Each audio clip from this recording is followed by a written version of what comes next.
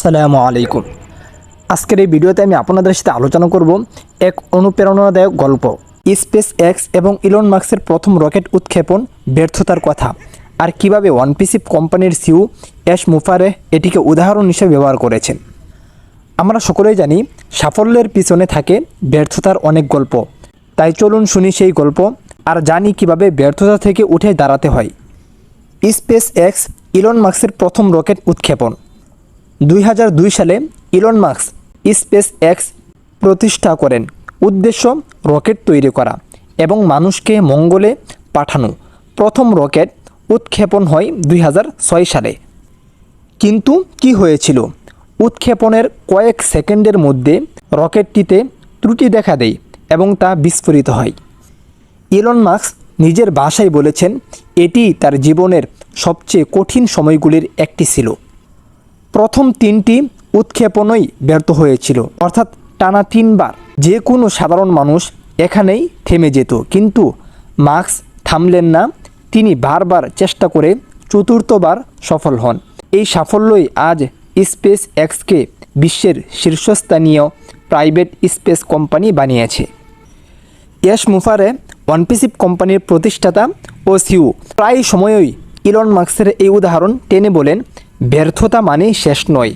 প্রত্যেক ব্যর্থতা আমাদের শেখায় কিভাবে আরও ভালোভাবে চেষ্টা করতে হয়। যে মানুষরা হাল ছাড়ে না তারাই ইতিহাস গড়ে।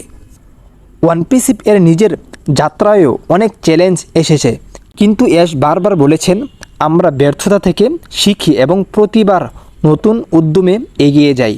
তিনি প্রায়ই বলেন, যদি ইলন মাস্ক প্রথম বিস্ফোরণের পর হাল ছেড়ে দিতেন তাহলে আজ কোনো স্পেস এক্স থাকতো না, আর মানুষ মঙ্গলে যাওয়ার স্বপ্নও দেখতে পারত না। এখানে কিছু শিক্ষণীয় বিষয় রয়েছে। ব্যর্থতাকে ভয় পাবেন না।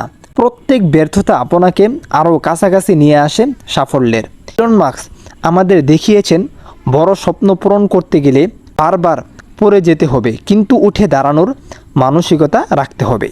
আজকের ভিডিও থেকে আমরা শিখতে পেলাম, সাফল্য পেতে হলে সাহস, অধ্যবসায় আর হাল না ছাড়ার মানসিকতা লাগে।